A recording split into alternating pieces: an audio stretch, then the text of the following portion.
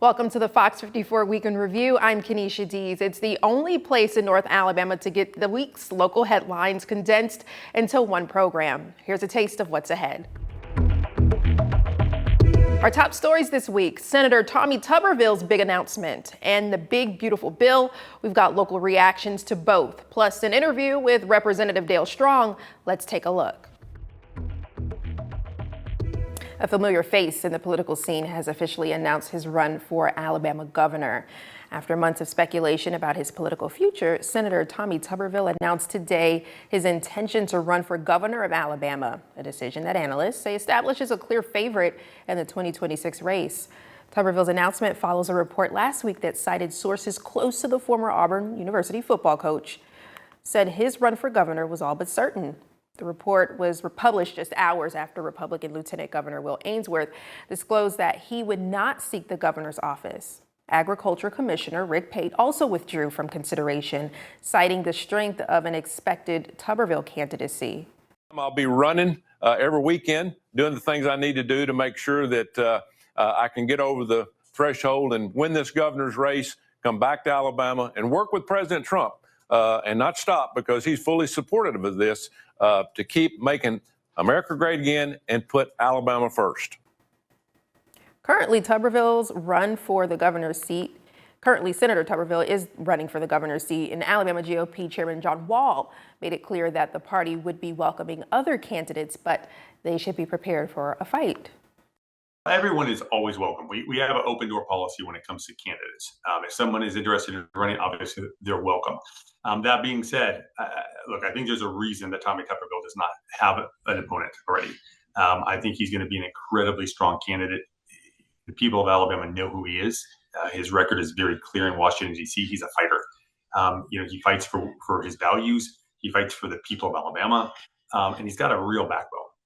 And you see that, and those are the types of candidates who have really been being rewarded in Republican primaries. But questions are being asked alongside the announcement about why Tuberville has decided to focus on the state stage instead of a national one. Local radio and TV host Dale Jackson says multiple factors played a role in Tuberville's choice. It's my understanding that he did not have a very good time the first couple of years in Washington, D.C. He did not enjoy that experience. It's probably better now that he is in the majority and he is a high-profile figure in that majority. But I think he wants to be near home. I think he wants to be near his family. I think he wants to be in a situation where he does not have to travel to Washington, D.C. all the time. The 2026 race now centers on Tuberville's candidacy, with potential Republican opponents likely reassessing their chances against the Trump-endorsed senator. Democratic candidates face the challenge of competing against a figure combining football celebrity with conservative credentials in a deeply red state. One Big Beautiful Bill Act is on its way to the United States Senate, and if it passes there, it will make its way to the desk of President Trump. Fox 54 was able to sit down and speak with Congressman Dale Strong, who voted in favor of the bill in the House. He says it would help America from falling off a cliff of debt. If you take a look at this bill, I think the vast majority of the people that I represent, the 750,000 people here in North Alabama, understand that we're trying to hit the reset button for America, understanding that a $36 trillion debt is pushing America to the edge of the cliff. We've got to stop it now. I support the bill. I pray that the Senate takes it up, makes modifications to it, makes more cuts. Let's pay this national debt down, and let's stop giving all this money to these foreign countries that hate America. President Trump's One Big Beautiful Bill is on its way to the United States Senate after being given the thumbs up a week ago by the House of Representatives. Focal points of the act are tax cuts and an increase in funding for border security, but it also puts restrictions on Medicaid and includes several other highly scrutinized measures. Among those pushing back against the legislation, Elon Musk, who stepped away from his position as a close aide to President Trump just last night after speaking out against the bill. Fox 54's Gabe Glassman explains why some critics are renaming it the, quote, Big Ugly Bill. The protesters you see over my shoulder don't stand with the One Big Beautiful Bill Act. In fact, they're even calling it the One Big Ugly Bill Act. They don't agree with a lot of the topics the piece of legislation covers. The legislation has received pushback from liberals and even some conservatives. Some activists speaking their mind on the footsteps of the federal courthouse in Huntsville Thursday have honed in on hotly debated aspects of the bill. For Susan Griffin, the extension of Trump's Tax Cuts and Jobs Act, which he introduced in his first term, has her concerned. I'm against extending the tax cuts to billionaires and corporations. That's the part that will explode the budget. It happened in 2017, 18, 19 when they passed these tax cuts the first time. It's well documented how much that added to the deficit. So we know it'll just make that situation worse. The biggest concern is the health care. So many people are going to be affected by that.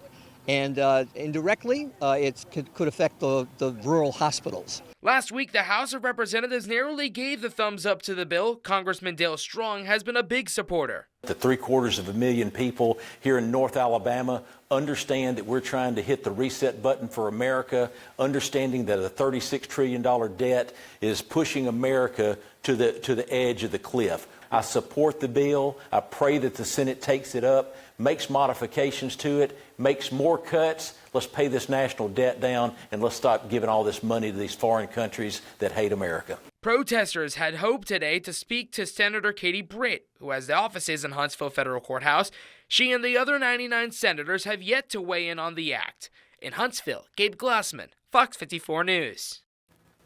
If the bill passes through the Senate, it will be delivered to President Trump's desk for his signature, which would make it law.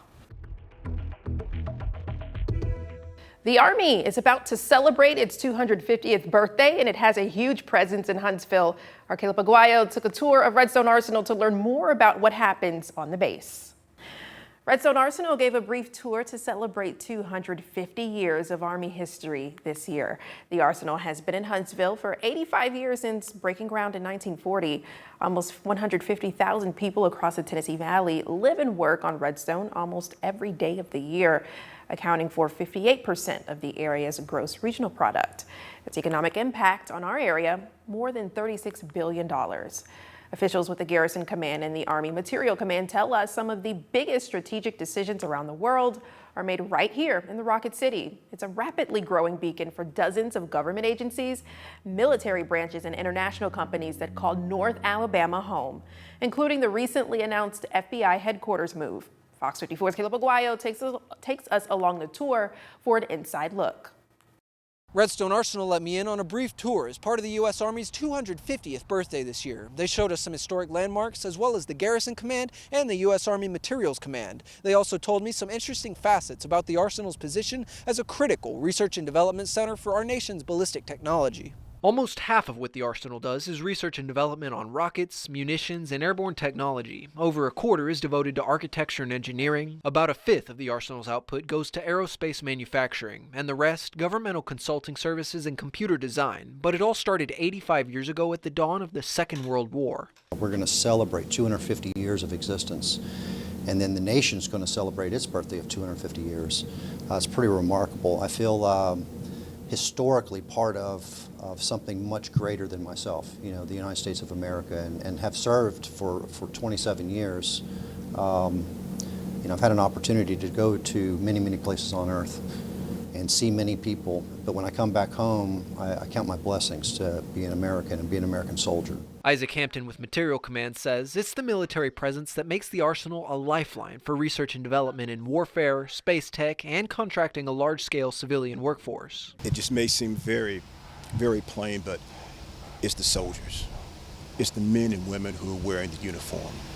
And without their commitment to service, without their sacrifice to what they do to wear the uniform and make the Army go, that is the key to the Army's future and what it's going to look like down the road.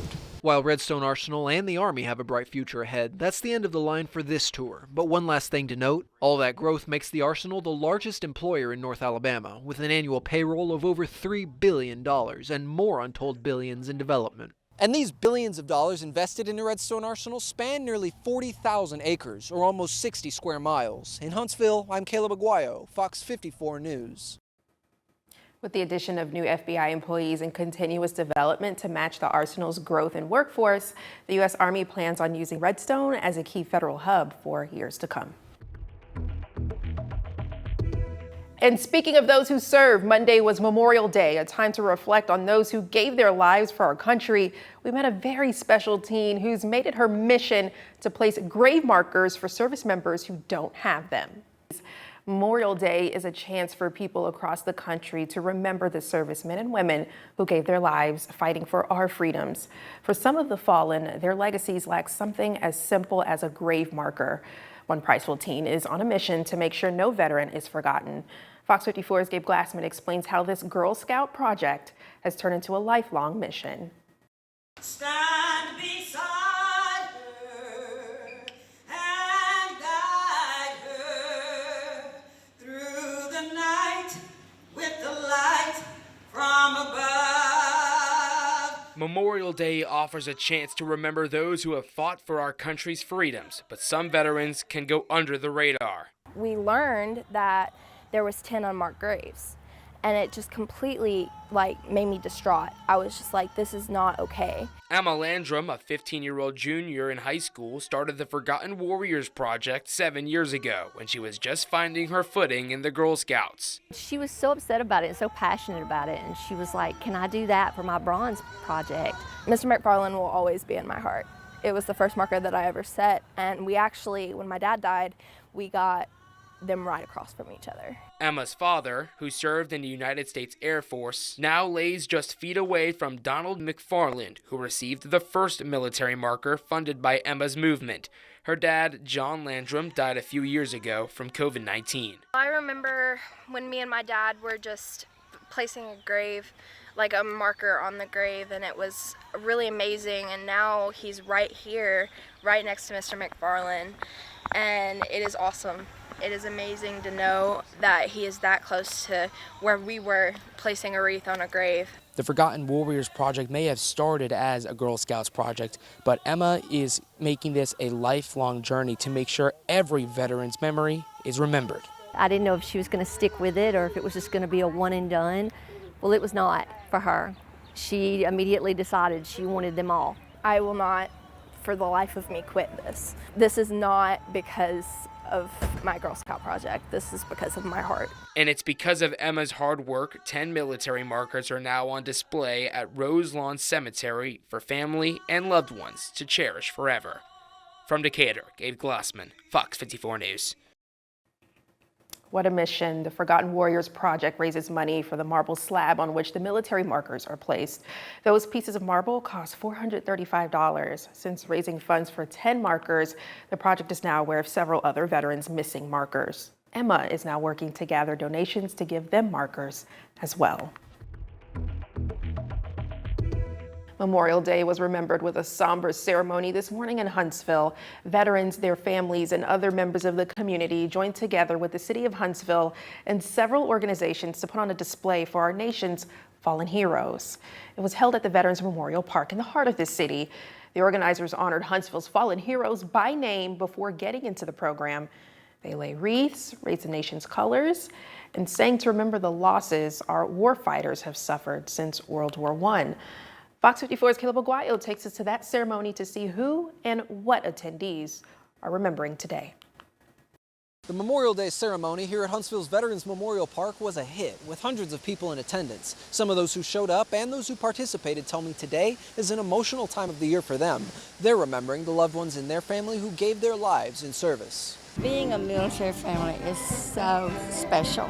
It's so special, and we lost our leader. We lost Bill about 18 months ago, and so we certainly wanted to be here today and find his brick that's right over here on the walkway. Tina Greer and her daughter, Tamara Grisham, say not all heroes fall on the battlefield. Some, like their family member Bill Greer, give their lives decades later because of what they were exposed to during wartime. That's the risk you take. It's definitely, you don't just serve without the possibility of knowing what it brings.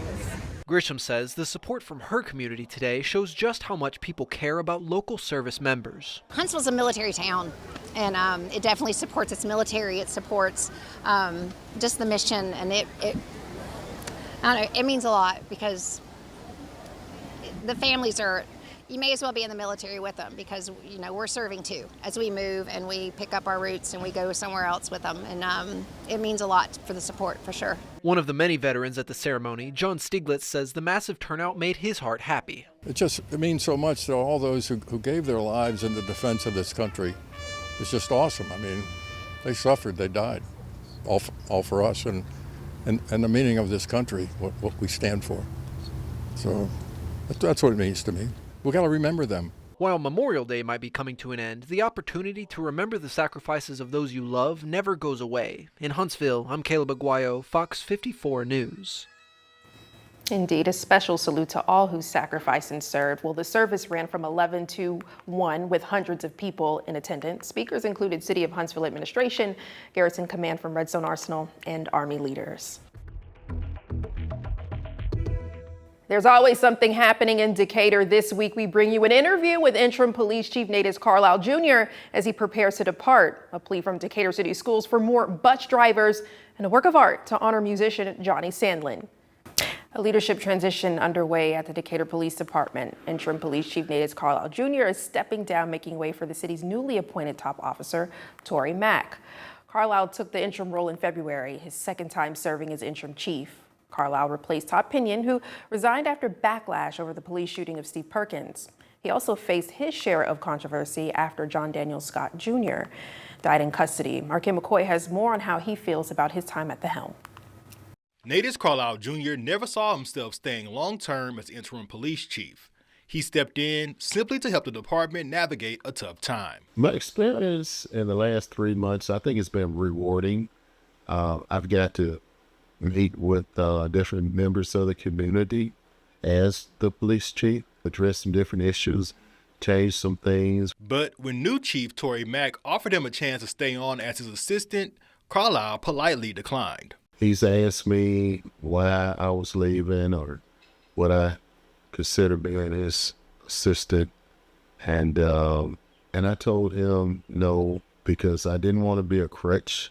I told him you need to at least get a honeymoon period here as the new chief, and they'll let you have that, but be ready.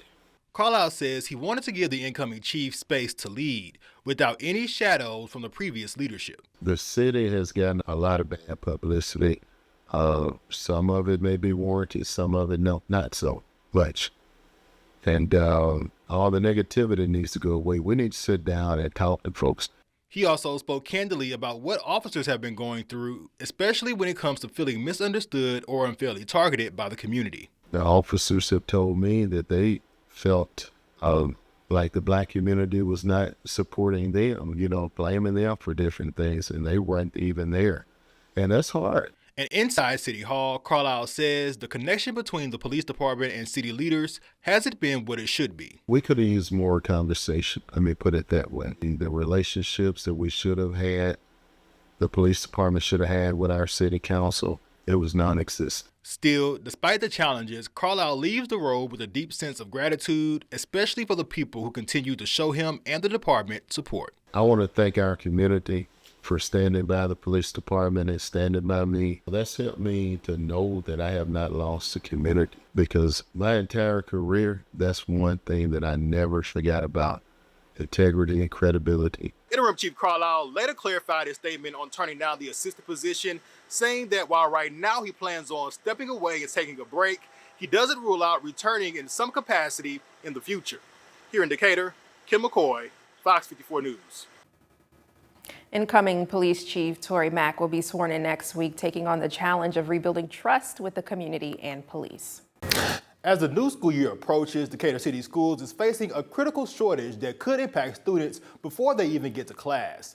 The district is in urgent need of school bus drivers, and they're hoping more people will step up and serve. But for many of the drivers already behind the wheel, it's more than just a job. It's a chance to make a real impact. It's early morning at the Decatur City School Bus Depot. Drivers check their mirrors, greet each other, and get ready for another day of transporting hundreds of students across the district. But behind the wheel, you'll find more than just someone steering a bus. You'll find people who deeply care about who's riding on it. Rod Garrett is one of those drivers. For me, many Many people look at driving a school bus as just transporting students between point A and point B. But for me, it goes much further than that. For me, it's a calling on my life to be able to allow myself to be a positive influence for these students. So this is kind of like a mission field, if you will, for me. Garrett is one of about 75 drivers currently serving the district. But Transportation Director Jamie Penley says that number isn't enough. We're covering our people, but we do need about 8 to 10 more drivers, ideally, just to start out and have that backup for that utility aspect. Our system continues to grow. As we grow, there's just more need for transporting people throughout the system. And with the school system continuing to grow, so does the need, not just for drivers, but for people willing to be a part of something bigger. Every day is something different because I transport kids from the age of 6 to 13. So you can imagine the variety of conversations that you're going to hear. So it's just, we're like a family. It's like my own classroom on wheels. When drivers call out or take leave, the gaps are often filled by mechanics or even Penley himself. We would not want to have to change any type of the routes or things like that. Sometimes our mechanics and myself sometimes have to cover. But ideally, we would like to build up that utility group. Despite the challenges, Penley says the team remains tight-knit and deeply mission-driven. We say Bus Barn family, and it's true and authentic. Our people here, we got a diverse group of people. Our system is a diverse group of students, but people come here with a mission to help people. From the outside, it may look like just a part-time job, but inside the bus, it's a daily opportunity to impact a life. Southern rock has deep roots in Alabama, and one man who helped shape that sound is being honored in a colorful new way. Johnny Sandlin worked behind the scenes, but his impact is front and center in downtown Decatur, literally. Sandlin was a legendary producer who worked with some of the biggest names in Southern rock, from the Allman Brothers Band to Widespread Panic. His duct tape studio in Decatur was where that magic happened. Now a mural is going up to honor his legacy. Our Ken McCoy has more on how his daughter is honoring his legacy. There's something special happening on Moulton Street in Decatur, a tribute to a man whose name you may not know, but whose music you've definitely heard. It's just a way to honor the legacy, and the mural is showcasing talent that has recorded in Decatur. Johnny Sandlin wasn't the face on the album covers, but he was the sound behind them. From Southern rock legends like the Allman Brothers to Widespread Panic, he helped define an era. Now, that legacy is being painted on the side of a downtown law office, literally. Muralist Stephen Teller is the artist bringing it to life. I wanted him to have the vision, and I think he shared our vision as well, and it took it to greater heights that I could have never, oh my gosh, I could have never even imagined. The law office belongs to Britt Cawthon, Sandlin's son-in-law, and it's the perfect spot to celebrate not just the man, but the music and the city that shaped him. Heritage that Decatur has that people may not realize, and highlighting that. It's always been my goal to make him proud, and I think he would be. You can see the mural at 217 Moulton Street East. It's not just a piece of art, it's a living reminder of the sound that still echoes through the South. In Decatur, Ken McCoy, Fox 54 News. What an honor. The mural is actually the first official project from the Johnny Sandlin Foundation. The group says this is just the beginning. They're planning more initiatives to support Decatur's music and arts community, along with programs to uplift the next generation of local musicians and artists. Sunday, May 25th, was the 5th anniversary of the death of George Floyd at the hands of Minneapolis police officer Derek Chauvin, sparking nationwide protests and conversations on police brutality. One local group held a community gathering to talk about where we are now. It's been 5 years since the death of George Floyd caught the attention of millions across the country. Half a decade after Floyd was killed by a Minneapolis police officer, people across the country are still remembering his legacy. Memorials set up across the country, including in Minneapolis near George Floyd Square and in Houston, where he grew up. His death sparked nationwide protests 5 years ago, calling for an end to police brutality. Those protests reaching it all the way to Huntsville as thousands packed down downtown streets. Earlier today, a local organization held a community day, remembering the legacy of George Floyd. 5 years ago on this date, he was murdered in Minneapolis, and so we want to bring the community together for unity, remembrance, and some joy. United Women of Color Executive Director Angela Curry hosted a community day in Huntsville, remembering the death of George Floyd. With his death, the world acknowledged the brutality that Black and brown people suffer at the hands of police who violate their policy and use excessive force. And so it's important for us to continue to have those conversations because we all are open to equal protection under the law. A handful of other organizations showed their support at today's event, including At the Root Collective. Their community organizer notes the police brutality which has hit the community closer to home. Today we're still facing a lot of the same problems that we were then. We know that murders have happened by police officers in Decatur with Steve Perkins and John Scott Jr. just recently. Steve Perkins was shot and killed by a Decatur police officer nearly 2 years ago in September 2023. John Scott Jr. died back in April after having an unknown medical emergency following an arrest made by DPD. As a community, we have to start coming together and working to hold the police accountable and make sure that they're doing the work that they're supposed to be doing, which is protecting the public. If we don't have the conversations, then we can guarantee that nothing's going to change. The Trump administration moved to end settlements with Minneapolis and Louisville Wednesday that ordered an overhaul of their police departments following the deaths of Breonna Taylor and George Floyd. The move marks a stark difference from former President Biden, who called for federal oversight of police forces across the U.S., accused of widespread violations. And let's wrap up this week with our final top teacher of the school year. Mackenzie Crook teaches English and Language Arts at East Lawrence High School. We'll meet Crook and the student who nominated her. Now, Fox 54 Top Teacher, sponsored by Calhoun Community College. Here's our last top teacher of the school year. This one was chosen for her passion for teaching 10th graders. In fact, a student nominated her, and we get to meet him too. Meet this week's Fox 54 top teacher, Mackenzie Crook from East Lawrence High School. Welcome to I'm going to give you the answers to your study guides. Mackenzie Crook's classroom. I've always had a passion working with kids. I worked for the state 3 years before I started teaching. And I just knew from the beginning that I just had a passion to work with kids and just love on kids. And if you can't tell, all right, so working on your study guide. She teaches 10th grade English and Language Arts. It was because a lot of my English teachers in high school inspired me. They just loved on me. I was always able to go in their classrooms. And while the teachers she had inspired her back then, her own students now inspire and motivate her too. Kids like Javen, for sure. They make my job way easy. Meet Javen Jones. We read this book called Life Up High. It's the student who nominated Crook. I mean, out of all my years of school, coming from preschool all the way to 10th grade, having her was the best. Jones says it's her passion and making her students feel like they're her own that makes her the best. She really has a place in my heart for caring for her students and everybody. Oh, and her work doesn't stop in the classroom. She's an amazing coach. Seeing her coach softball on Monday and Tuesday nights, coming in the next day, you know, energized and happy to be here. I played softball in high school, and I've just always loved the sport. And so when I came, they asked would I be willing to help, and I said, of course, and just hit the ground running. Crook says she enjoys keeping her students engaged, whether it's in the classroom or on the field. I think that it just shows that every child is different and every child is important. And so just seeing their individual styles and creativity just explores that for them. And we want to wish a congratulations to all teachers across the Tennessee Valley. Be sure to nominate teachers this coming September when Fox 54's Top Teacher returns.